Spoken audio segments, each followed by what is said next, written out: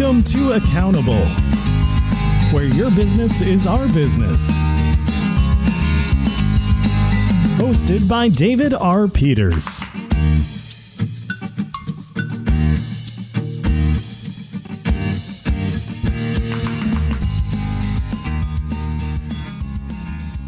Hi, everyone. Welcome to Accountable, the podcast for CFOs by a CFO. Hey, my name's Dave. Thank you so much for joining us for this episode of Accountable.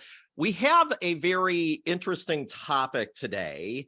I'm not sure that if you're an accountant, that you would necessarily say to yourself, you know what, hey, there are some commonalities between improv and my job. I'm not sure that that would be the first thing that you would say. You know, we as accountants, we're kind of stick to our lane kind of folks, I think. And I think that for a lot of us, I think that, improvisation may not necessarily be the first thing that we would think of. However, our guest today is Pete Margaritis, who is going to tell us why improvisational comedy and leadership have some common elements and what we can kind of take away from that as accountants, as leaders, and just as people within the profession itself. And so I think that this is just a very unique take, and I'm looking forward to this interview a lot.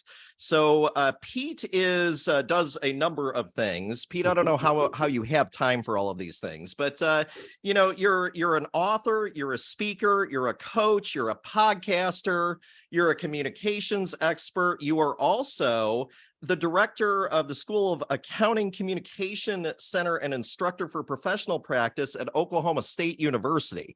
My goodness. Yeah. So, Pete, thank you so much for being on Accountable and taking time out of your busy schedule to talk to us about what is just, in my opinion, a very unique take on our profession. David, thank you very much. And I can just imagine when you put the improv comedy and leadership and how they do their jobs, the big Scooby-Doo, they went, oh, yeah, what was right. that all about? Yeah. I can't make that connection. It's not logical to me. I think that that's probably where I think a lot of people land. They see this and they're like, really? I mean, is there really connections? And so, I mean, Pete, I would ask you, I mean, what are some of these connections here that you see between improv and leadership? I mean, what is it that where's the common ground? Well, I had my big aha moment many years ago when I was taking my first improv workshop. I was actually doing stand-up comedy. Clearly, I was not that good because I'm here talking and I've got my own podcast and stuff. And I left this workshop going, what is it? I thought we were going to write comedy. We're doing these weird kind of exercises. And as we left, the instructor said, I want you guys to go out and study the 70s and bring that into the workshop next week. Oh, I didn't have the homework assignment. So I'll stick in and go for another week. And that next week, I did a homework, and all of a sudden, I was funny in the realms of these exercises they were doing. However, those who didn't weren't funny. And that was my first aha moment, because in stand-up comedy, it's scripted. There's a formula. In improv, there's not a formula. However, I noticed that in order to be successful, we got to bring our knowledge. We got to bring our experiences. We got to bring the last 30, 40, 50 years of our life into something that would ultimately make it funny or not. And I went, okay, there's more to this than I really realized. And the more I studied it, the more I have enthralled myself into the world of improv. Improv is based off of two magic words. And accountants, we use a different version of these words. The two magic words are yes and. Not no because it's not in the code, or yes, but we can't do that. Now, yes, and is carries conversations forward. It doesn't stop a conversation. And I tell accountants all the time when I talk about this, it's okay to say no, please, but not all the time. There's other ways to say no in a more positive way. And two, the one way where you say no, put an adjective, whatever you want in front of it and say no, is if someone's pushing you across your ethical boundaries. Right. Then it's a clear no. But other than that, when you open it up to yes and, almost anything can happen. Things will be explored. But in order to do that, there's this foundation of, one, we must have respect for each other. I may not like you, David, but I do, but I may not like you. But as long as we have respect for each other, we can get along. And there's a institution right now that has no respect for each other, and that's called our political system. Okay. It's my way or the highway. I have my talking points. I'm not listening. Trust. We have to be able to be trustworthy. We have to be able to be trustworthy with our organization, with the people we work with, and we also have to provide them support. But our superpowers are the ability to listen to understand versus listen to respond. We live in a listen to respond environment. If you listen to sports talk radio, that is the worst of all. It's interruption by interruption, not listening. I'm trying to get my talking points out. And we don't hear what the person's trying to say. Well, I call it listening to understand. We used to call it active listening. But Alan Alda has this quote, which I think is the best definition for what listening is. Real listening is the ability to let another person change your mind. You don't have to change your mind, but you're willing to listen to maybe change your mind. You said a ton there, and I want to make sure that I want to make sure that we hear this, because I think what you're hitting on, I think, is very interesting, and I think you're right in a lot of ways. I mean, I think one of the common things that I hear from a lot of leaders, people that are in executive leadership, is that if they don't like the CFO that is in that company, it's because they feel like they're constantly being shut down. Mm-hmm. And I think what you said there, I think, is incredibly interesting, because you were talking about how yes, and it keeps the conversation going, it keeps you in it, and it keeps you something, it allows you to sort of work with somebody. Not that we would never say no, but it keeps the conversation going, and it allows us to work together. Is that, I mean, do I have that right? Yes. Yeah. And I think that's that in and of itself is powerful. I think, a lot of times I think we as CFOs, I mean, we are kind of the gatekeeper.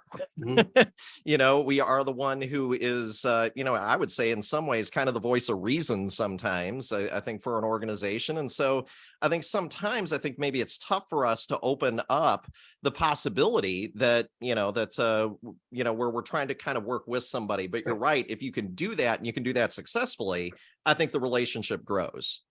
Right. And to enhance that listening, that the willingness to let someone change your mind, it's the ability to be focused, be present, be in the moment. I can't be thinking about a soccer game I got to take my kid to. I can't be thinking about, the next meeting I'm going to, or the meeting I was in. I need to be focused and present on the conversation. And if I'm not at that point, it's okay to say, yes, and can we do this later when I can give you my undivided attention? And when you put all of that stuff together, what sits on top of that pyramid is the ability to adapt, and to adapt to any situation necessary. Now, I will ask your audience to raise their hand. We can see you, or that clairvoyant, on if you think yourself as an improviser. Dave, I don't see any hands up. I don't see any up either. Yeah, but let me ask you this question.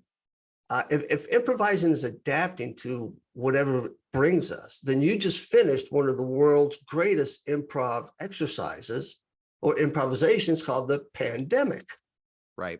Everybody's an improviser. We all are improvisers. And my goal in doing this is to get everybody to realize that they are, and to use that power in such a way for their organization to continue to grow. Because those who did not improvise during the pandemic, they're no longer around. They're in trouble. Yeah. Or they're gone. Yeah. Or they're gone. Right. So that's the power of improv. And those who can improvise can be funny, but my goal is to have leaders, and what's the word I want to use? Change their mindset and think about leadership from an improvisational way, and an improvisational mindset, and be willing to listen to anybody in the organization and not cut them off. That's what a lot of people are saying that they want. When leadership listens and truly listens, people stay. What you said there, I think is pretty powerful. I think especially right now too. I mean, a lot of organizations, they are struggling to retain good folks or obtain good folks. I mean, both of those. And I think that the thing that you keep talking about is listening for understanding and really being kind of present in the moment. I think that that's hard. I think for a lot of us, where we have lots of things competing for our attention. Right. I have talked about this at a few different conferences and things like that. I have mentioned to a few folks that there are certain calculations in life that I am convinced that you shouldn't make. One of them that I made is how many emails I get in a day. So I actually figured it up. I receive, depending on the time of the year, I receive between 300 and 400 emails a day. Okay. Crazy amounts of people competing for my attention. I think being present in the moment is tough. Yeah, but you have to be willing to recognize those distractions. Right. I was the chair of the Ohio Society of CPA's executive board, and the CEO at the time was named Clark Price, well known within the accounting community, one of the Accounting Today's top 100 accountants, who was not an accountant. Right. And when I would come into his office, he was a gadget guy. He loved his BlackBerry, he loved his toys, he loved his computer and stuff. But when I came in to talk to him, or anybody came in to talk to him, he had two chairs on the other side of his desk. He would ask you to sit on the chair closest to his window, and he would sit at the other chair behind his computer to avoid those distractions and to be present. And he would turn the sound off, so it wouldn't, those distractions. We have to be cognizant and we have to be proactive when we can't do it 100% of the time, but in those critical times, we need to try to remove as many distractions as possible in order to listen to understand and to be present in the moment, in order to understand what the person's trying to say, understand the issue at hand, and then react to it and adapt to it. And the one thing I did leave out that's also very critical is we have to park our ego and our agenda in order to truly have that listening piece. Our ego gets in the way of a lot of decision making. Just open the Wall Street Journal. Right. Yeah. And our agenda that we're on, same thing. It's another distraction to our listening. But once we can do all that, and Dave, it's hard. I've been doing this for over 25 years. And sometimes I even fall off my own wagon. But I've done it enough where I can recognize the fact, say I'm sorry, get back on my wagon, and keep moving forward. It also seems to me that what you're also talking about, and maybe this is kind of goes along with what you just said about ego, is there's a certain degree of vulnerability here, right? I mean, if you're showing kind of some degree of kind of this like, hey, I may not have done this as well as I could have, or maybe I wasn't maybe as present with you listening as I could have been. That is it takes a degree of humility, I think. Right. Yeah, absolutely. You got to be vulnerable. And it's amazing. I mean, the research shows and the more that we're vulnerable to the people that we lead, the more they will follow because we look like them. But if we're a leader who never makes a mistake, and if we're a leader who blames everybody else but ourselves, that's not a leader. That's just a glorified title that they have in their name. I think that is incredibly interesting because I'm not sure that is necessarily a lot of times when we talk about leadership and when we see books about leadership and lectures about leadership. I mean, especially in the United States, I feel like, the strong, charismatic leader is at the forefront. I also think of like, when I was a kid, the cartoons that I used to watch about superheroes and that kind of stuff, the superhero never made a mistake, Pete. I mean, they were flawless. Right. Yeah. But they had their enemies, right? Yeah, I mean, they have their enemies for sure, but I mean, I think that that's interesting because that completely, I think, kind of flips on its head, kind of what we know about leadership, or at least what we think leadership maybe is initially. Leadership is, you're either born with it or not. Okay, I kind of buy that a bit, but leadership can be learned. And a lot of times we promote people based upon their level of knowledge, technical knowledge. Mm-hmm. And to some degree, to the Peter principle, we're going to promote them to the level of incompetence. And that level of incompetence a lot of time comes from the fact they've never had any leadership training, communication training, managing people training. And they get to that point and then it explodes. And I think it's Simon Sinek who said this: leadership has nothing to do with the title. Leadership is the positive effect you have on another person. That's the positive effect, Mr. Trump, you have on another person. Right. So let's talk about some of these distractors, because I think that I think what you said there, I think is important, and I want to make sure that we kind of that this kind of registers with folks.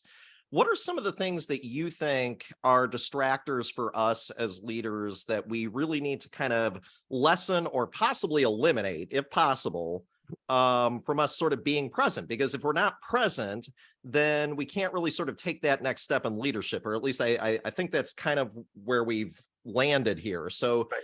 So what are some of those distractors that you see? Well, if we're doing some deep work, some very serious work that we need to do, we need to we're on the computer, got it. We need to shut down the email. We need to close the door, put a do not disturb sign on unless there's a nuclear bomb or something like that. Or Right. Yeah, right. And just focus entirely on that, but set it up for, I'm gonna do 50 minutes. I'm not gonna be interrupted no matter what. I got 10 minutes. And then after that 10 minutes, I'll determine if I want to do another 50 or 45, just to get that and just eliminate all distractors. But it's hard because, and the key is shutting down our email. And I'm not taking any calls, turn your cell phone off. And people freak out about that, but it can be done. There's a guy who I met, his name is Jay Kahana. He's got this business called Cave Day, and he gets people from all over to come in virtually. And you turn everything off and you just spend this time working. And that's how I got my third book. And I'm gonna give a shameless plug right now, called Off Script, Mastering the Art of Business Improv. I worked on that during the pandemic. And I was going to Cave Day and locking myself down, and I didn't have anything else to do. The phone wasn't ringing off the hook, but there was distractions everywhere. And was able to get this book done and published within 18 months, which was, quite frankly, kind of quick. That and meetings. Okay. Do we really need to have this meeting? Could this be done with an email? Mm-hmm. What are we talking about? Or I've seen meetings get too structured and I've seen meetings get too loose. There's a medium there, but if it's something that we need to get the team together about an important issue, let's do that. But we got meeting upon meeting upon meeting upon meeting. And I think if we sit and take a look at those, become distractions. Our bosses can become distractions. Okay. So I mean, I think what you're saying, you're not saying that, we should eliminate all meetings. What you're saying is that we need to be selective on, and maybe just not sort of blindly, because I think, let's be honest. I mean, I think we all kind of take meetings that come across our desk, through emails and everything else. I think we kind of blindly accept them. Blindly accept them. We also, I think, I think that if you've ever tried to turn off your email for a certain length of time, it can be kind of almost nerve-wracking. I mean, yeah. I distinctly remember I had a therapist who actually recommended that, that I shut off my email, kind of once I got to a certain part of the day. And I remember the first time I did it, I mean, man, Pete, I was sweating bullets. I mean, I was just like sitting there thinking, I was like, what am I missing? What am I missing? What am I missing? My goodness. I mean, I don't think that we realize kind of how much, that those things kind of impede on our ability to focus and our ability to excel. I've got a few CEO friends who need to go to a support group for their for their iPhone, Yeah. for their Samsung, for whatever phone, for their smartphone, because and it's they aren't trying to be rude, but you're out having lunch with them, ding, and they immediately go to it, ding, they immediately go, what? Yeah. So, and same thing, if you're having a discussion, given a performance, if you're having a discussion with an associate, and this is another across your desk, turn off your computer. Right. Just turn it off, turn it away. But if you're trying to multitask, there's no such thing. If we could multitask, then we could drink and drive. Well, that was wrong. We could text and drive. Yeah. I'm not sure if we want that first one there, or really that second one, but I see your point. Yeah. It is interesting to me too. I mean, I once heard of a company that used to have no technology days. So, and I'm not sure that I'm not sure how well it worked. So folks that are out there, look, if you come to me and you're like, hey, there's no way that would ever work. Yeah. Not sure. Right. But what they would do is they would actually make it so that you couldn't email your colleagues. If you needed something, you had to go up and you had to talk to them.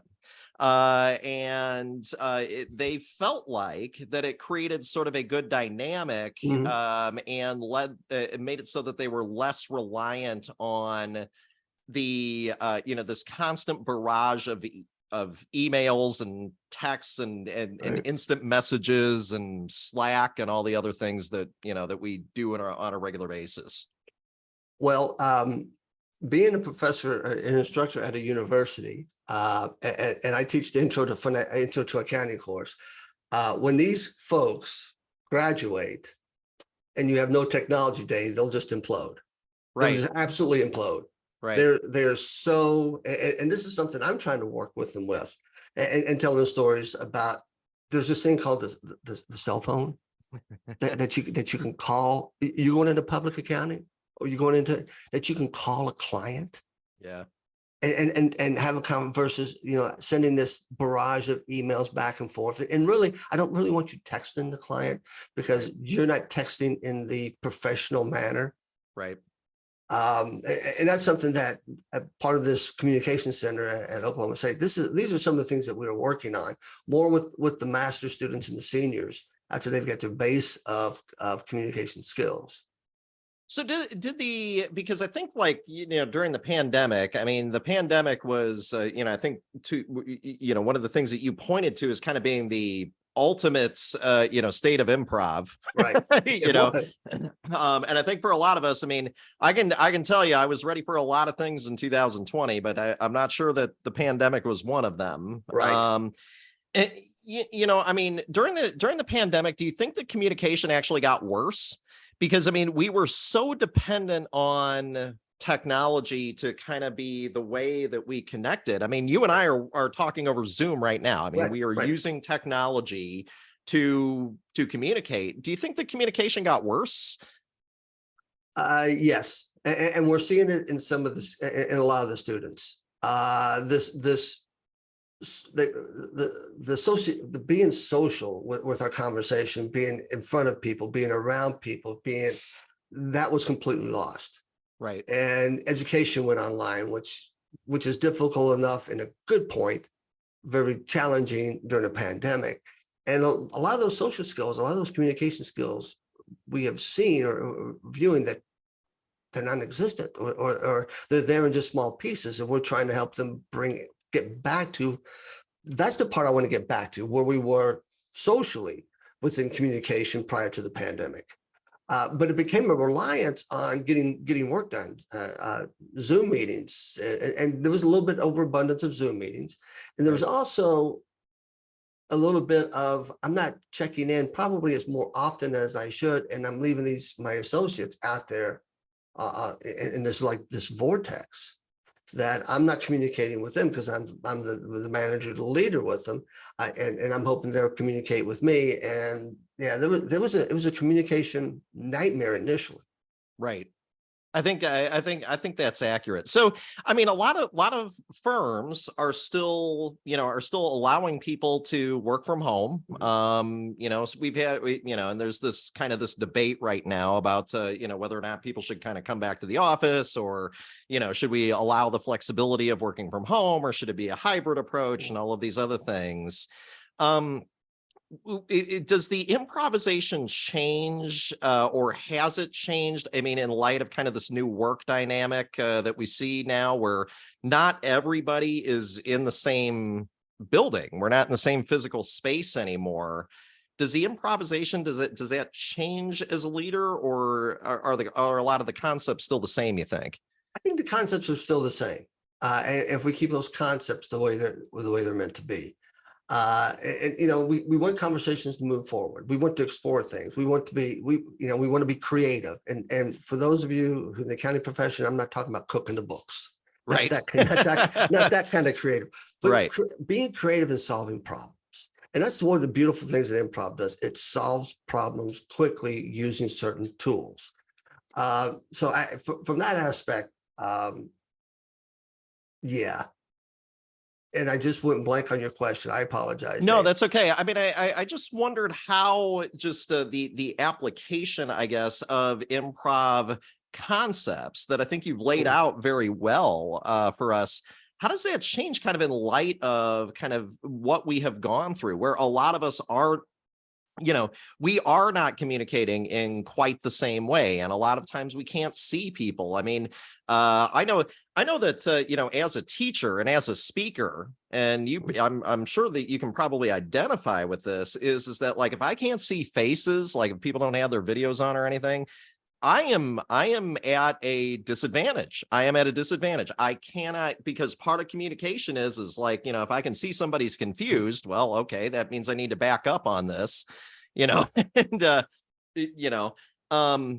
some of that I think we've lost. So has the improv, you said that the concepts I think are still the same, but maybe in the application now, maybe they're a little bit different.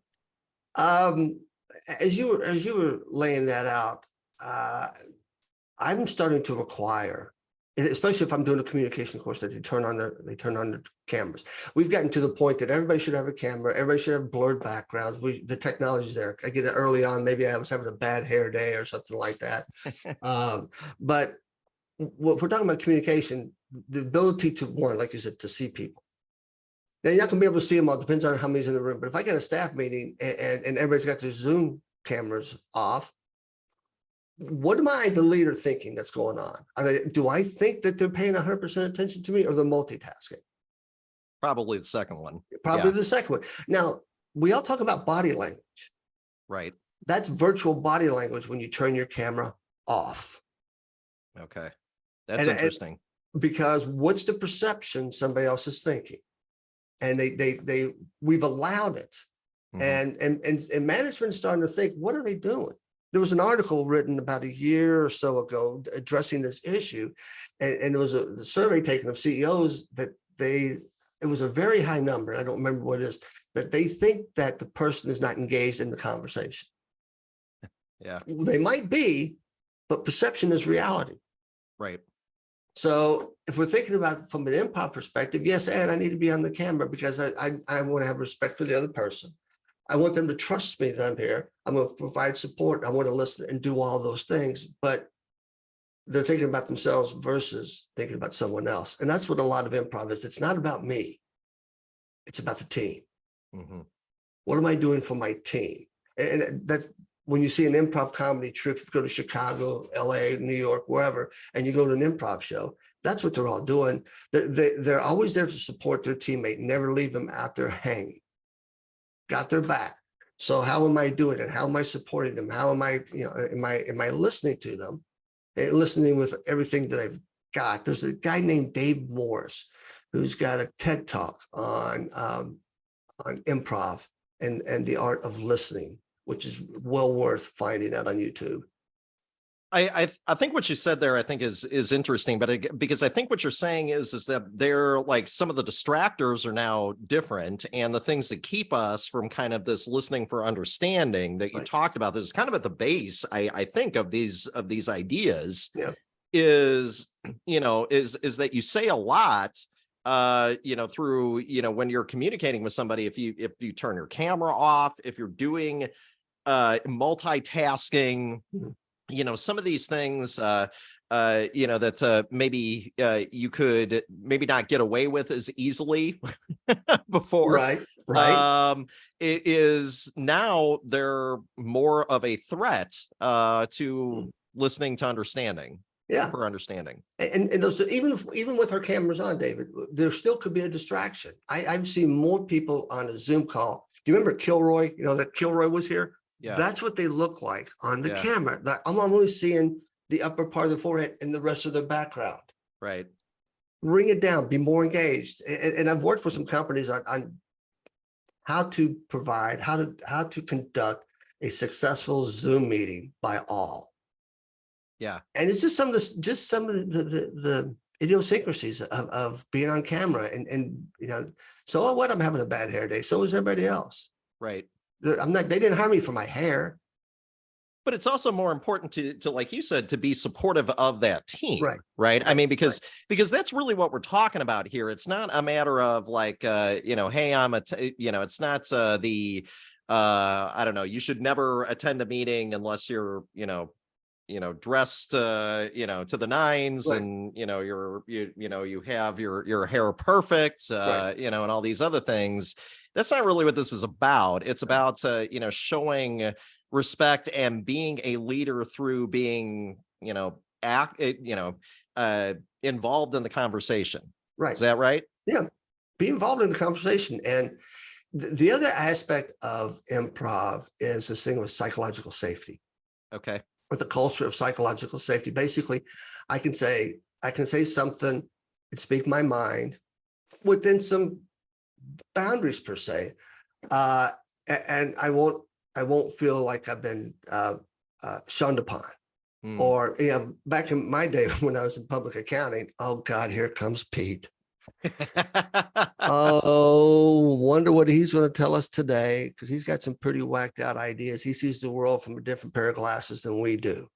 And I was shunned a lot. But when we allow people to speak their mind and give us their thoughts on an idea, no matter how crazy it might be, that crazy idea might actually solve the problem. Because in improv, bad ideas are just bridges to good ideas. Bad ideas lead to nothing.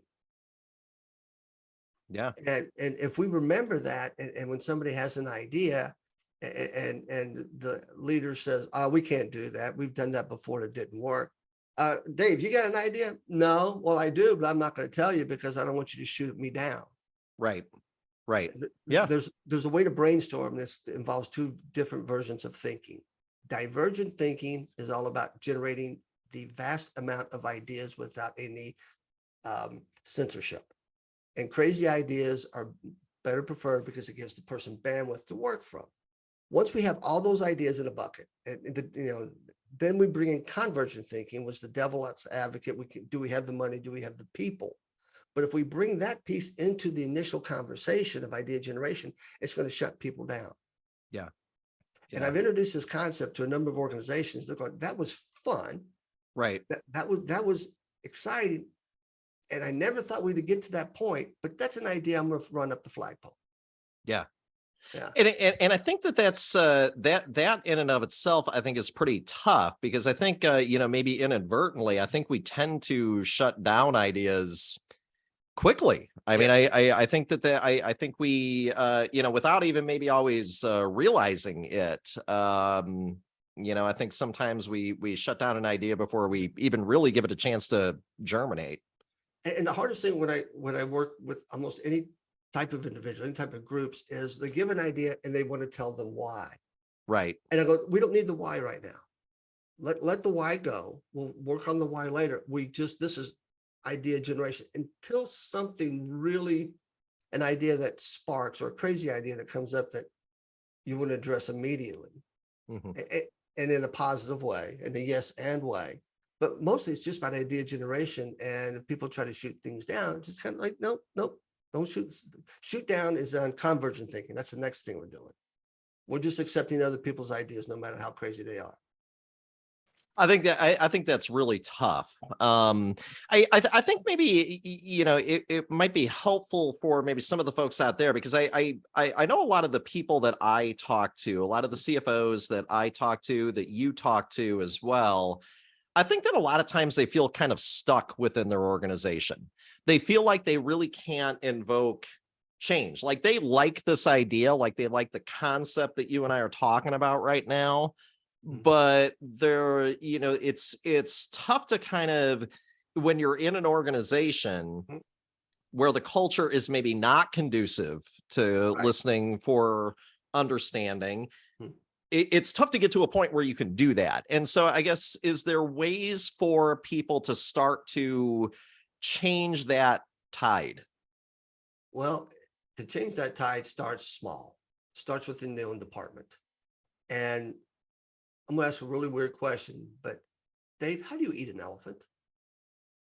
I mean, I've been told one bite at a time, although I think honestly though, Pete, I've only had an elephant ear. I don't know that I've actually had a full elephant, but I would imagine, I mean, no, I hear you. One bite at a time, I think. Right. It's one bite at a time. If you eat the whole elephant, try to institute a brand new culture within your department, people are going to get sick and not want to do this.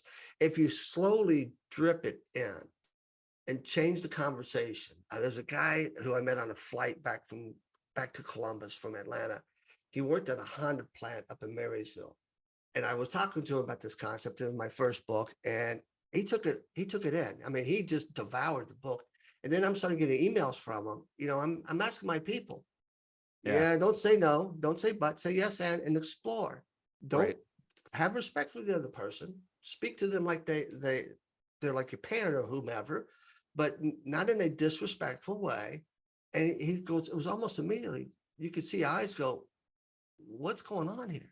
This is cool. This is something that I would embrace. It takes time, and it takes dedication, and it takes one day at a time.